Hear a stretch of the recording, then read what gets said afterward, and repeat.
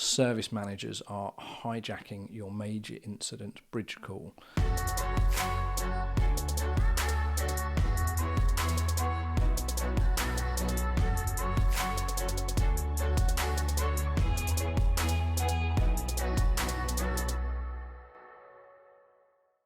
For those of you watching at a later date, I'm currently coming to you from my home office. We are going through the COVID-19 lockdown, as many of you are or have been.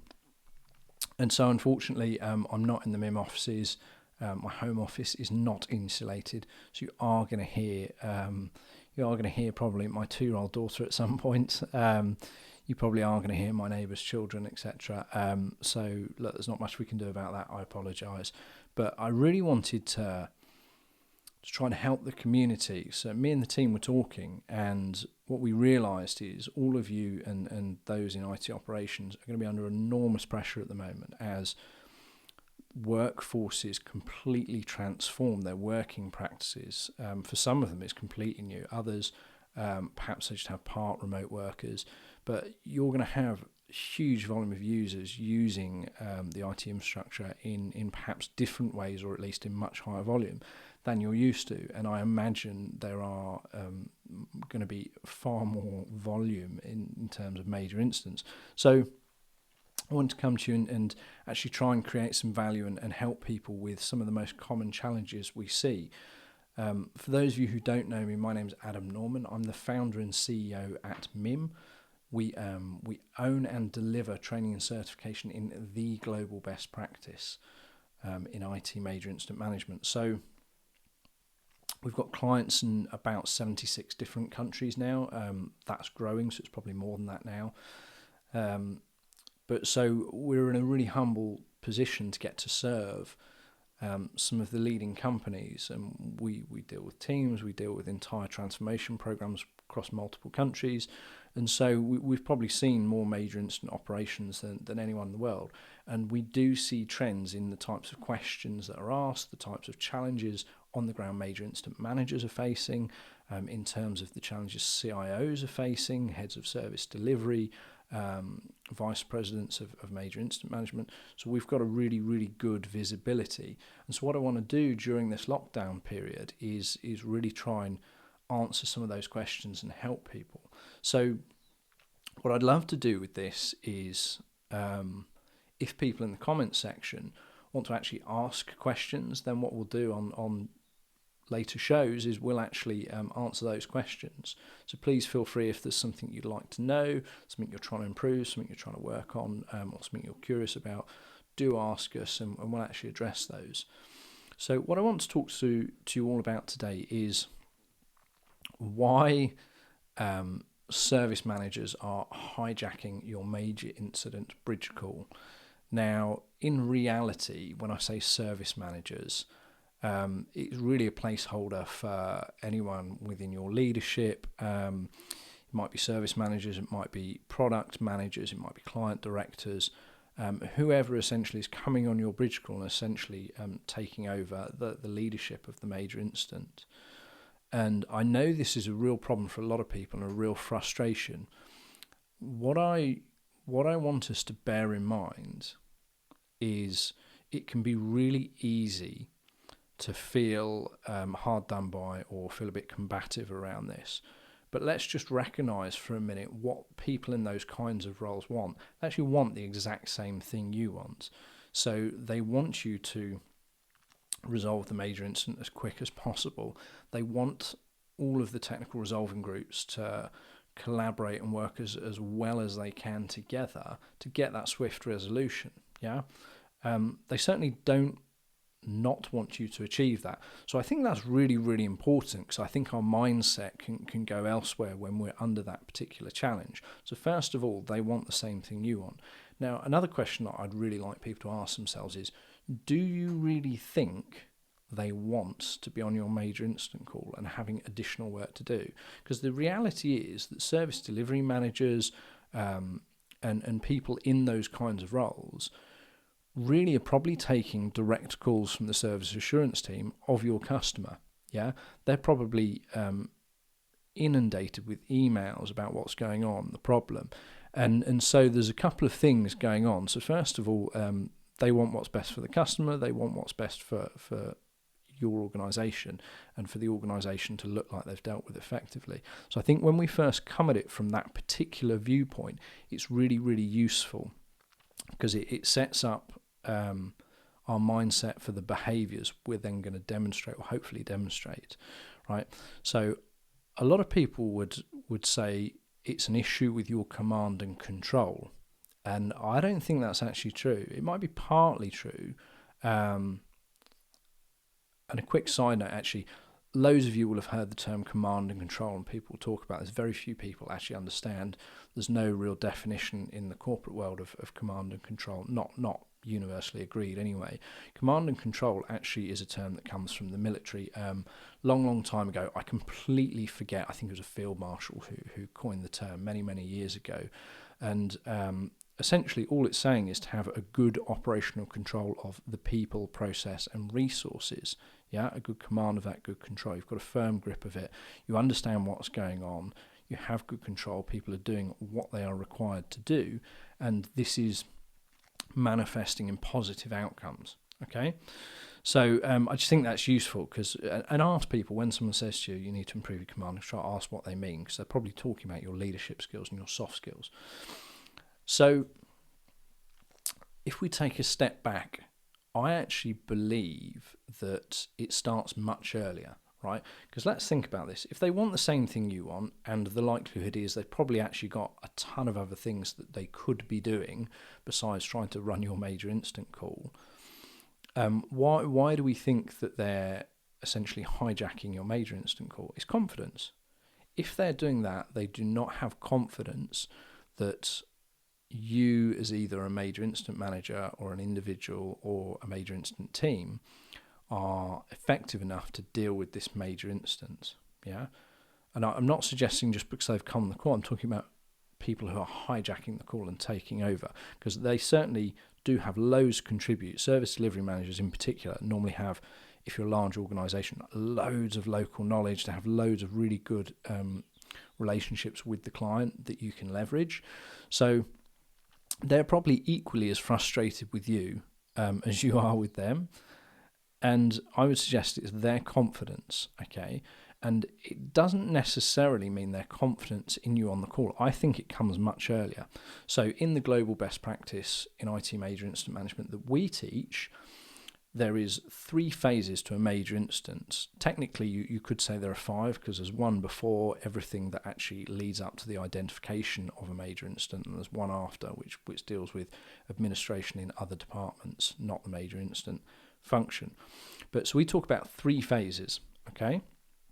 The initial 15-minute phase, the post 15-minute phase, and then the resolution and closure phase. Now, in this episode, I'm not going to go into loads and loads of detail about what all of these mean. I think at least the terms are self-explanatory. Now, the objective of major incident management is always to restore normal service operation as quickly as possible via workaround or permanent fix. Sometimes those are the same thing. The quickest route to fixing or resolving a major incident is to actually apply a permanent fix and not a workaround. But again, we'll get into that. What's really interesting is the initial 15-minute period of a major incident. That is, the major incident team has accepted the handover of a major incident, or it's been declared as a major incident.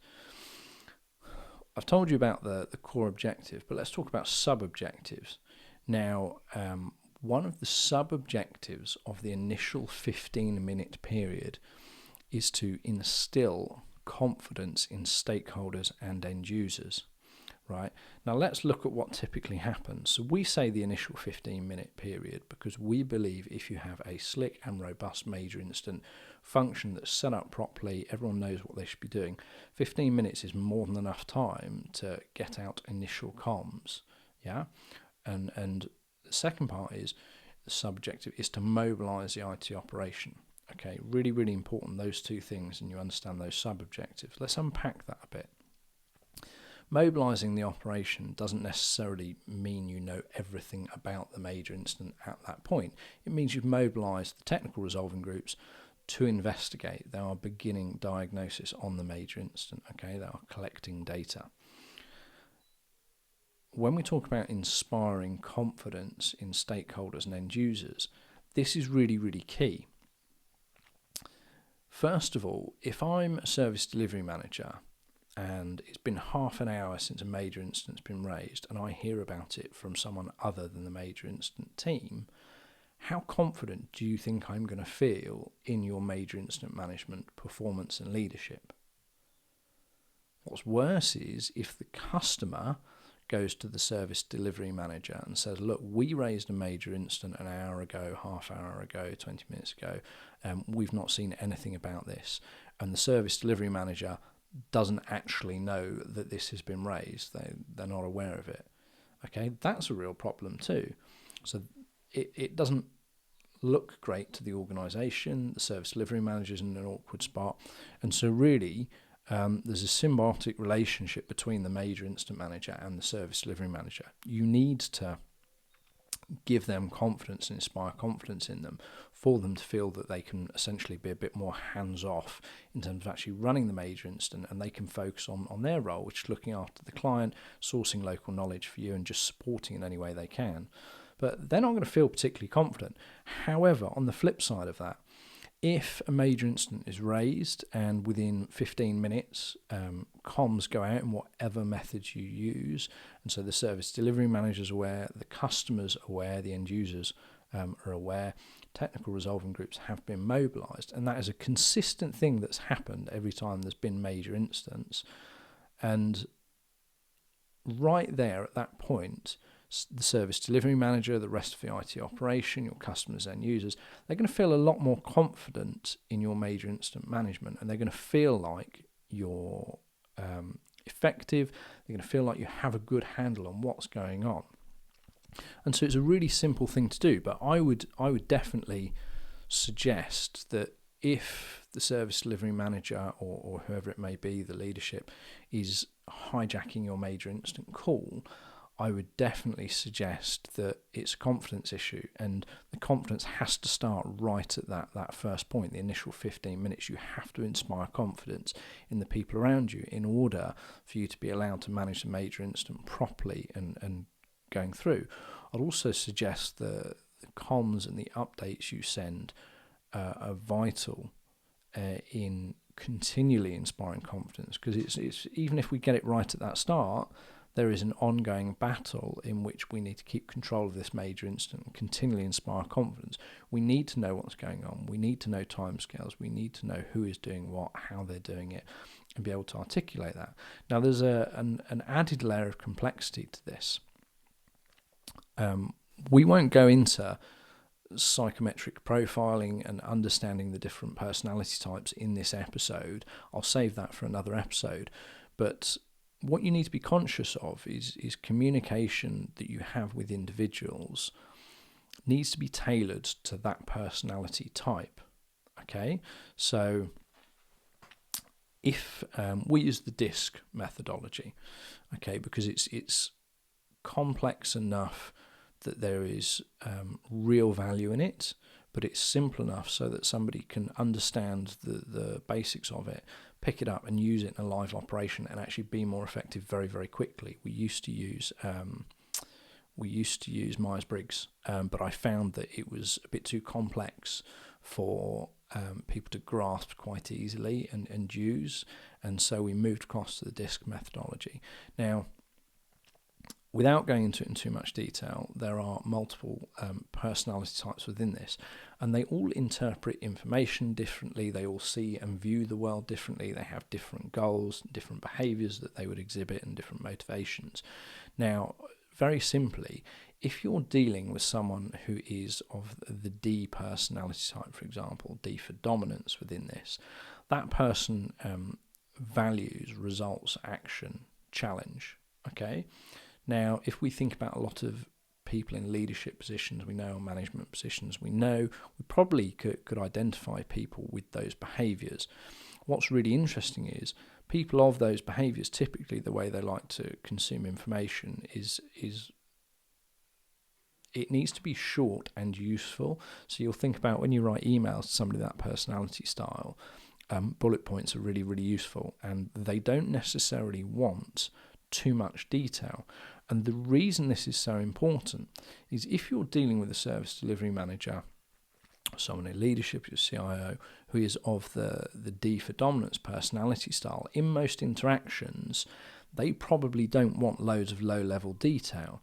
Now, if you are of a personality type that sits within the C for conscientiousness, or S for steadiness, you're probably quite analytical, you're probably quite detail-focused, and so you might be doing the absolute right thing when you convey information to them. Let's say you're on a phone call with them, and you might actually have a really good handle on everything, but what you're doing is giving them too much detail. Now, somebody with that personality, what often happens is the service delivery manager will think, because you are giving them so much information and so much detail, they will think that you're potentially not confident in what you are telling them, and they'll feel like you're oversharing. And it's interesting because your intent is right, and actually your behaviour and knowledge could have been absolutely perfect, but their interpretation of that is different. And the ownership's on you as major incident managers. Everything's our fault. Okay, this is the mentality I want us to have, and I'll go into detail on the extreme ownership mindset on another episode. But just because your intent is right and your behaviour so far has been right, it's your fault for not trying to understand their personality type and tailoring the message and communication style to that person and that individual and the way they communicate and the way they interpret information. Okay, so there's loads and loads of levels of this, so we're just kind of touching the surface. But I want you to think about that and really look at people and go, well, is this someone who needs loads of detail to feel comfortable and confident? Or is this someone actually who I'm going to completely turn off and they're not going to be listening to everything I give them, so much so that they feel perhaps I'm not as confident? This person just needs short, sharp, actionable information, and they typically don't want loads of detail. So, or the conversely, the opposite could be happening. Yeah, so you could have someone who does require loads and loads of detail. Often technical people are like this. It's partly why they're so good at what they do, very, very detail focused, which you need to be. But maybe you're somebody who is used to just giving very small snippets of information, and for that person to feel comfortable, for that service delivery manager to feel comfortable, they actually need lots of information. And there's lots of ways you can do this. Look, if you're earlier in your journey of building a relationship with that service delivery manager, there are loads of things you can do to deal with this. But I would suggest getting your process right and making sure you set the major incident up with stakeholder confidence and end user confidence at the forefront right at that initial 15 minutes. Will certainly make your life a lot easier, because it just doesn't work the other way around. If you get the start of a major incident wrong, well, you've pretty much lost your audience already, and you're fighting a losing battle. So even if you're doing the right things at that day, you're probably going to meet a bit more resistance. If you're earlier in the relationship, ask as well. Like, I think people forget how easy it is to, if you're struggling with a particular service delivery manager, or you feel like they're hijacking calls, pick up the phone, go and see them. Perhaps not at the moment, we're in lockdown, but when we're back to normal, go and see them. Have a coffee with them, talk to them, go, look, what is it you think we're doing right? What is it you think we're doing wrong? What would it take for you to feel confident enough to allow us to run these major incidents without you feeling like you need to be involved? And that simple thing is really, really easy to do, and also it goes a long way to building your relationship with them. And by asking the question, you're demonstrating that you actually care about what they want and need, and people are typically reciprocal. It will mean they are more on board, and they'll be looking to support you as well. And having that open dialogue means you're going to have a really quick feedback loop. Yeah. So when you get it wrong, you've now got more of a relationship. They can pick up the phone and say, do you know what? Felt this was wrong. This is where we need to be humble and kind of drop the ego and go, yeah, okay, maybe they're right. Or if they're not right, and you think, actually, no, we did the right thing, or in that situation, you have a relationship that you can now do that in a far more constructive way, that you can start that conversation. So a couple of things I want people to think about is inspiring confidence right at the start of a major incident, really, really important. And having dialogue with your service delivery manager, whoever it is, and building a relationship. Major incident management is all about relationships, okay? You, in a really small company, you can be a very technical major incident manager, and you can be quite hands-on. In a large company, that doesn't scale. Leadership scales. There is a reason why technical experts specialise and have to go down the field. These are really smart people, really intelligent people, because there are so many technologies. To be absolute expert in all of them is just simply not possible. So being a major incident manager, what we need to understand is our role is not to be overly technical. Our role is about leadership, because then we can leverage and bring together a collaborative set of brains. People are really smart, these technical resolving group members of all different specialities. That scales, and your leadership of them scales. So I want you to think about that as well. It's really, really important.